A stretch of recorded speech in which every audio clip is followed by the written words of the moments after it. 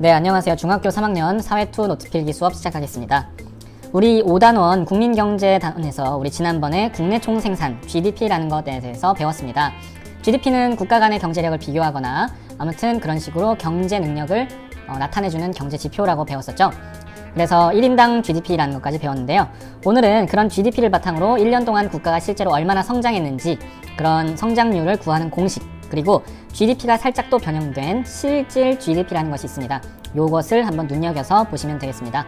오늘 수업은 크게 경제 성장이 어떤 것인가 의미를 한번 알아보고요. 그 다음에 경제활동의 변동에 대한 내용을 간단하게 살펴보고 끝내겠습니다. 요 공식을 잘 기억해 주시고 실질 GDP가 무엇인가를 머릿속에 생각해 주시기 바랍니다. 먼저 오늘 배울 전체적인 내용은 경제 성장을 측정하는 방법이에요. 경제 성장의 의미부터 한번 살펴보겠습니다. 국가의 경제가 성장한다는 것은 국가의 상품을 만들어내는 능력, 왜냐면 우리는 상품을 팔아서 돈을 버니까 자동차를 몇백만 대 만들어낼 수 있느냐, 그런 생산 능력이 얼만큼 증가했는지를 의미하는 것이 바로 경제 성장이라고 간단하게 표현할 수가 있습니다. 국가의 경제 생산 능력은 간단하게 표현하면 우리 지난번에 배웠던 것으로 GDP의 증가를 의미한다고 할 수도 있겠습니다. 국내 총생산이라는 단어는 우리 배웠으니까 간단하게 GDP라고 표현을 하겠습니다. 지금부터. 자, 이렇게 GDP가 증가해서 경제가 성장하면 그에 따른 영향이 좋은 점과 나쁜 점으로 나눠지겠죠. 먼저 경제가 성장하면 좋은 점은 일자리가 많이 생깁니다. 더욱더 많은 생산을 하기 위해서 사람들이 많이 필요하니까요. 그 다음에 두 번째로 더 많은 제품을 팔아서 돈을 더 벌면 국민들이 월급도 증가하겠죠. 소득도 증가하고요. 그 다음에 국가에도 돈이 많아지면서 국민에게 줄 수 있는 복지 혜택의 수준도 높아지게 됩니다. 자, 요런 세 가지 조건이 많아지면 사람들이 행복할 수가 있겠죠. 그래서 행복의 조건이 좋아진다, 이렇게 표현할 수가 있는데요.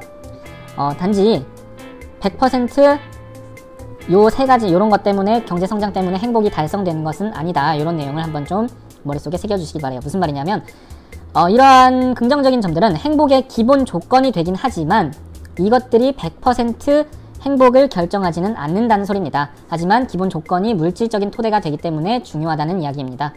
그렇다면 여기서 빠진 것들 뭐가 있을까요? 부정적인 경제성장의 영향은 우리가 지금 경제성장을 위해서 자원을 다 쓰면 얼마 없는 자원이 고갈될 수가 있겠죠. 그리고 그만큼 뭔가 환경도 오염될 수가 있겠고요. 부자와 가난한 사람 사이의 격차인 빈부격차 또한 증가할 수가 있겠습니다. 이런 부정적인 영향들이 많아지면 우리의 행복이 줄어들 수 있기 때문에 긍정적인 영향이 100%가 아니라는 그런 의미였습니다. 아무튼 그래도 경제는 성장하는 게 좋은 거겠죠.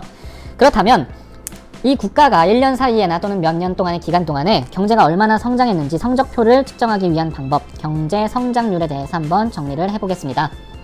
경제 성장률은 국내 총생산 GDP가 전년도에 비해서, 그러니까 1년 전에 비해서 얼마나 상승했는지 그것을 계산하면 쉽게 구할 수가 있습니다. 자, 대신에 이때 중요한 점이 있는데요.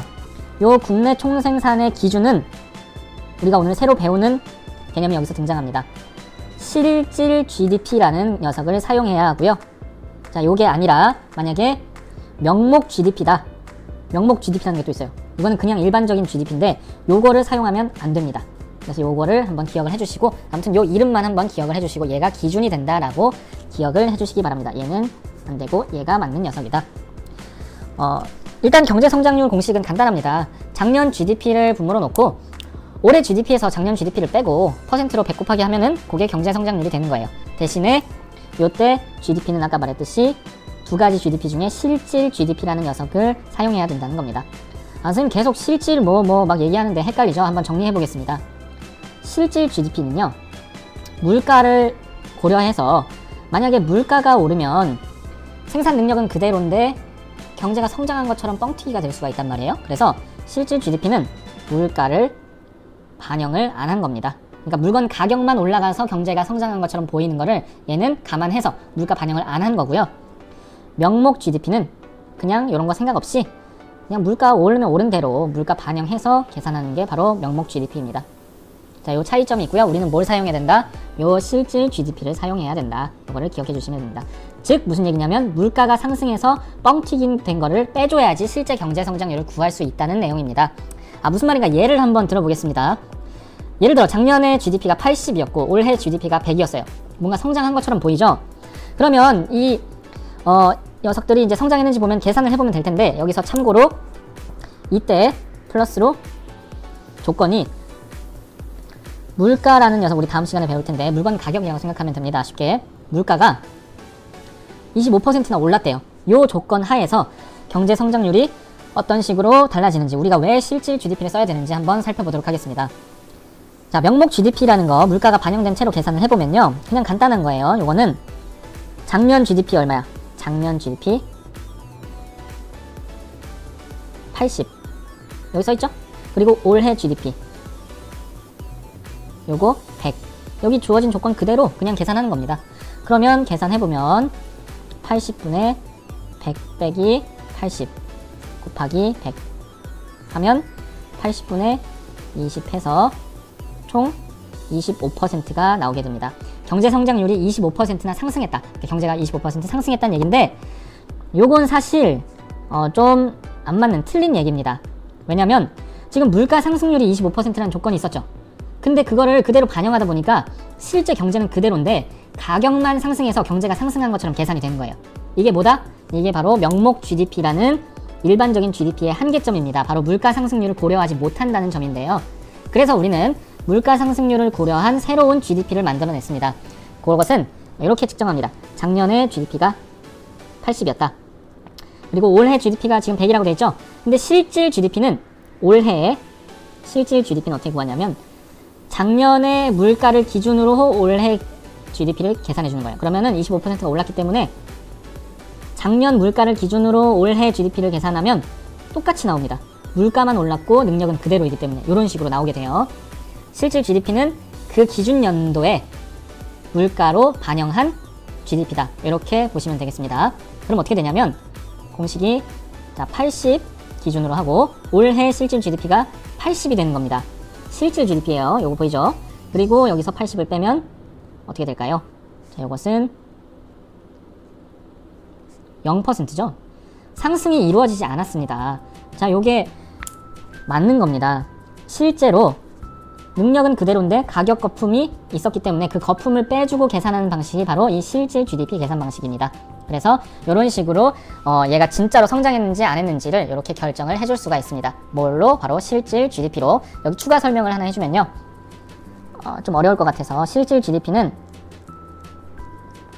기준 연도, 그러니까 기준이 되는 게 여기선 작년이죠. 작년을 기준으로 지금 놨으니까 분모로 내려갔죠. 기준 연도의 물가로 계산한 GDP입니다. 그러니까 물가 상승을 반영을 안 했다는 얘기가 요 얘기입니다. 물가 상승을 반영을 안 했다는 게.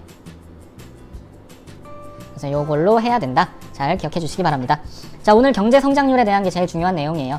요 정도 하면은 이해가 되셨을 것 같습니다. 요거 잘 기억해 주시기 바라겠고요. 그 다음에 두 번째는 우리 경제 활동이 계속해서 변화한다는 이야기인데 간단한 이야기입니다. 한번 바로 살펴보겠습니다. 경제 활동의 변동, 경제가 변화하는 것을 우리가 뭐라고 부르냐면 경기가 움직인다, 경기가 변동한다 이렇게 표현합니다. 경기라는 것은 경제의 어떤 좋고 나쁨 이런 것을 말하는 건데 경기 변동이라는 것은 그냥 간단하게 세상의 모든 국가의 경제는 호황기, 잘 나갈 때가 있고 못 나갈 때가 있다. 그리고 이게 계속 반복된다 라는 의미입니다. 실제로 이렇게 진행이 되거든요. 그래서 모든 경제는 잘 나갈 때와 못 나갈 때가 있다. 그것을 경기가 변동한다. 경제활동에 변동이 있다. 이렇게 표현을 한 겁니다. 경기가 잘 나갈 때 호황, 그런 기간을 호황이 있는 기간, 호황의 경제기간 해서 호경기라고 부르고요. 불황이 있는 경제기간, 이때는 불경기라고 부릅니다. 호황기에는 생산과 소비가 활발해지면서 경제활동이 더 좋아지지만 불경기에는 생산과 소비가 낮아지면서 경제가 침체되게 됩니다. 자, 요런 호황과 불황이 반복되는 경기 그래프를 이렇게 그려보면요. 요런 식으로 나오게 됩니다. 이런 식으로 호황과 불황을 반복하면서 나아간다. 전체적으로 본다면 전체적으로 경제가 쭉 이렇게 상승을 하고 있다고 보더라도 실제로 그 안에서는 이렇게 왔다 갔다 한다는 이야기입니다. 장기적으로 봤을 때 평균적인 관점에서는 경제가 쭉 결과적으로 상승했지만 그 안에서는 이렇게 올라가고 내려가고 이런 게 있다는 겁니다. 자, 이 지점은 단기적으로 봤을 때 호황기라고 할 수가 있고요. 올라가는 지점, 요쪽은 좀 떨어졌죠? 요점은 단기적으로 봤을 때 불황이다.